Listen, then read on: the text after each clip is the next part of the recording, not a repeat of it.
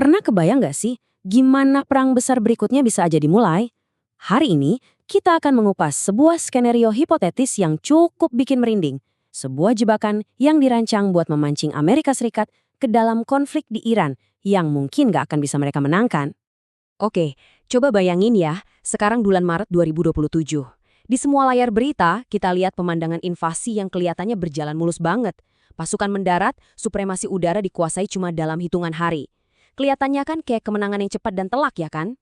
Tapi, gimana kalau semua unjuk kekuatan militer yang luar biasa ini sebetulnya cuma umpan, bagian dari jebakan yang udah dirancang dengan sangat sempurna? Nah, buat ngerti itu, kita perlu mundur dikit dan lihat siapa sih sebetulnya yang pengen perang ini terjadi dari awal. Menurut sumber analisis yang kita bahas ini, ternyata ada 3 kelompok besar nih yang punya kepentingan kuat buat mendorong Amerika ke konfrontasi ini. Siapa aja mereka? Yuk kita bedah satu persatu. Nah, ini nih yang menarik. Kita punya 3 agenda yang beda banget kan? Ada kepentingan keamanan regional, ada dominasi finansial global, sama persaingan sejarah. Tapi anehnya, semuanya itu mengerucut ke satu tujuan yang sama, harus berhadapan dengan Iran. Dan disinilah kita bisa lihat gimana jalur pengaruh itu bisa bekerja di dunia nyata. Koneksi pribadi yang kelihatannya sepele ternyata bisa ngasih akses langsung ke pucuk pimpinan.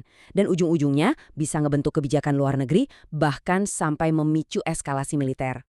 Oke, punya kemauan politik aja jelas nggak cukup dong. Perlu ada militer buat ngejalaninnya. Tapi justru di sini letak masalahnya menurut sumber ini.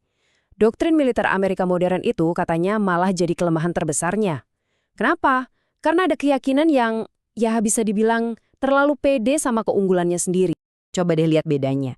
Di satu sisi, ada perang gaya lama yang penuh perhitungan soal jumlah pasukan, logistik, dan dukungan rakyat. Di sisi lain, ada doktrin shock and awe yang modern, yang seolah-olah percaya kalau teknologi canggih bisa ngegantiin itu semua.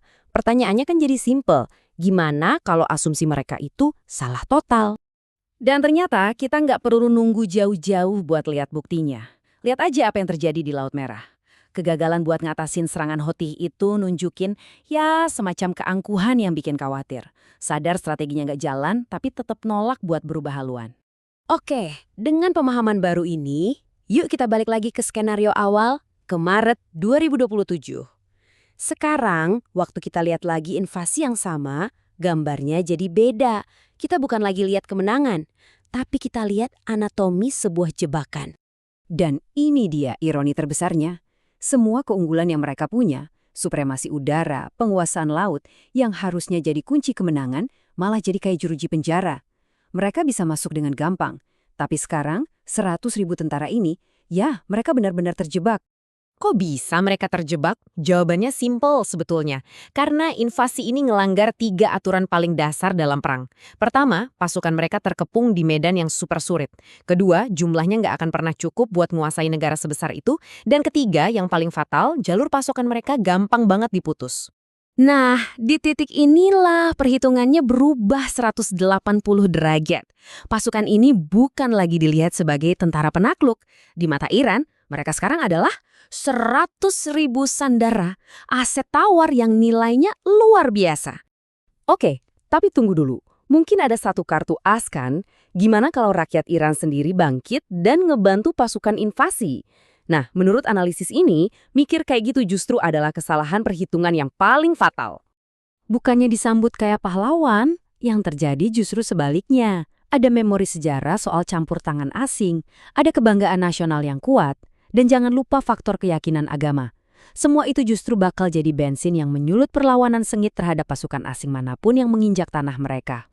Kesalahan strategis kayak gini, yang lahir dari rasa terlalu percaya diri, sebetulnya bukan hal baru loh. Sejarah itu penuh banget sama contoh-contoh serupa.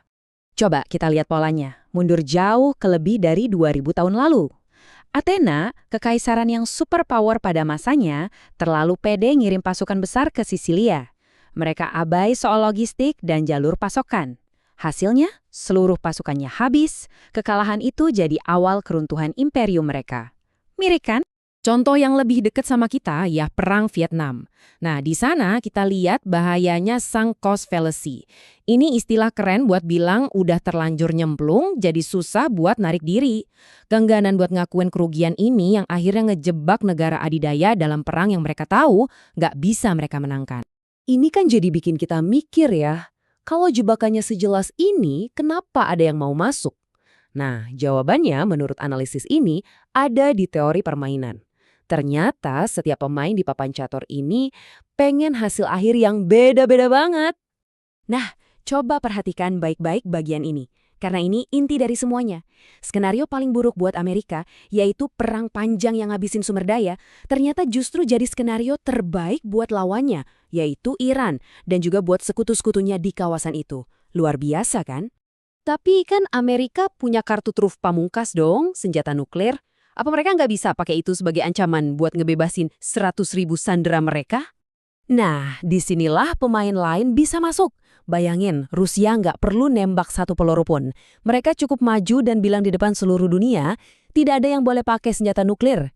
Cuma dengan satu kalimat itu, mereka bisa jadi pahlawan global, menetralisir ancaman nuklir Amerika, dan secara efektif ngunci pintu keluar dari jebakan ini rapat-rapat. Angka yang Anda lihat ini, 232:1, ini adalah potongan terakhir dari teka-teki jebakan ini. Dalam perang gesekan jangka panjang, yang menang itu bukan cuma soal taktik, tapi soal siapa yang bisa produksi lebih banyak. Dan angka ini nunjukin, dalam hal kapasitas industri perkapalan, Amerika Serikat, ya bisa dibilang nggak siap buat perlombaan semacam itu. Disinilah sang cost fallacy yang tadi kita bahas balik lagi. Makin banyak pasukan dan uang yang dikorbankan, makin susah buat bilang cukup. Konflik ini akhirnya jadi kayak lubang hitam, yang terus-terusan nyedot sumber daya tanpa ada harapan buat keluar. Jadi, pada akhirnya, skenario jebakan Iran ini ninggalin kita dengan satu pertanyaan yang lebih dalam. Di era modern ini, kapan sih sebuah kekuatan militer yang begitu besar justru berhenti jadi aset dan malah berbalik jadi beban yang paling berat? Coba direnungkan. Terima kasih sudah menyimak.